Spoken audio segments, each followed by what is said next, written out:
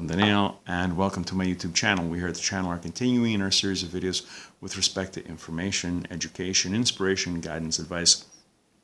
And this is the 10th and last video with respect to the article 10 Hasidic ideas that, if applied, will change you into a better person, found in Chabad.org and Chabad magazine, and was written by Levi Welton. The 10th idea: everything is orchestrated by Divine Providence. The intense intricacy of Divine Providence may best be summarized by the following teaching of Rabbi Yisrael the Baal Shem Tov.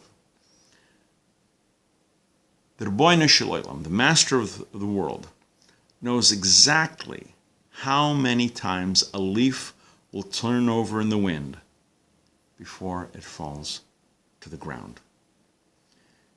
If God places you in a specific set of circumstances, it is because there is something special that only you can accomplish right where you are right now. Now, don't just stand there and read another article or watch another video or hear another lecture. Go and implement these teachings with your family, friends, and even those outside your sphere of influence. As the Baal Shem Tov taught, when will Mashiach come? When will Messiah come? When these teachings burst forth to the outside. It is my hope that these teachings help you on your quest to become a better person starting today. The words of Levi Welton in his article, 10 Hasidic Ideas that, if applied, will change you into a better person. We are told that the Jewish people are supposed to be Or L'Goyim, a light unto the nations. Some of us are rather insular. Some of us don't deal with the world. Some of us are a little more withdrawn. And some of us do have contact with those outside of our little world. By making these videos, I'm hopefully making contact with people not only within Yiddishkeit, within Judaism, but also with Noahides, also with converts, someone coming from the outside world and into our world. For Baalei Tshuva, people who have gone out of this world and are now coming back. And who knows who watches? Who knows what will happen? When you throw a stone into a pond and watch the ripples go out, you don't know how far they will go. You don't know what they will influence. When you say something or do something, you may not even be aware that someone is watching. And you may not be aware that what you say and do can influence that person, can ignite a spark within them. I remember many years ago, I was with Jews for Judaism at the Ashkenazi Festival at Harborfront in Toronto. And a young man came to me. I was sitting at the desk, Rabbi Skobek and I. And this young man came to me. Not Jewish, just some guy in like his early 20s, I think. And he asked me something, just a bit of advice.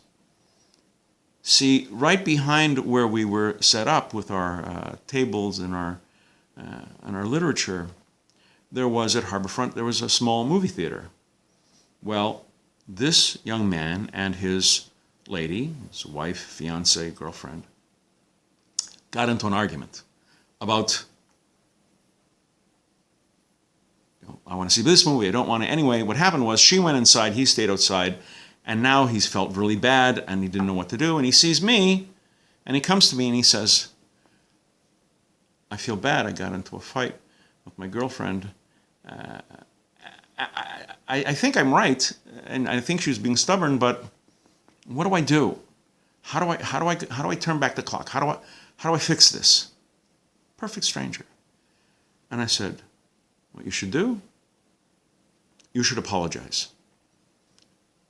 Notwithstanding that you're right, even that you're right because you're right, apologize to her. Apologize to her because you let it degenerate into a fight, into an argument, that you upset her. It's nothing to do with right and wrong. It has to do with the relationship and the fact that you love each other and you want to continue. Don't let something foolish like this cause a rift. Whatever pride you had, toss it aside for a second, apologize. Doesn't matter if you're right. She doesn't have to be right, she doesn't have to be wrong, and neither do you. Apologize because it degenerated into an argument and then into a fight, and it caused, even for a few minutes, a rift. Trust me on this one. The boy felt better, he felt confident, and he goes off, waiting for his girlfriend to come out of the movie theater. Another young man was watching and listening to my interaction with the first guy, the guy with the girlfriend. He comes to me and he says, I found it so impressive that you were able to help him immediately. You gave him a practical solution. You didn't go into philosophy. You didn't start quoting from the Bible. You were able to help him, give him some practical advice. And I have to say, whatever you're doing, continue doing that, because you're making a difference. It's a flattering thing to hear, but it also reminded me. I was completely unaware of this other guy who was listening and watching while the young man and I were talking. Similarly, when you say something, when you do something, you have no idea the ripple effect you could be having. Keep this in mind. We're going to be doing more videos along these lines. Please come back, please watch, please learn. Until next time, I'm Daniel, and thank you too much.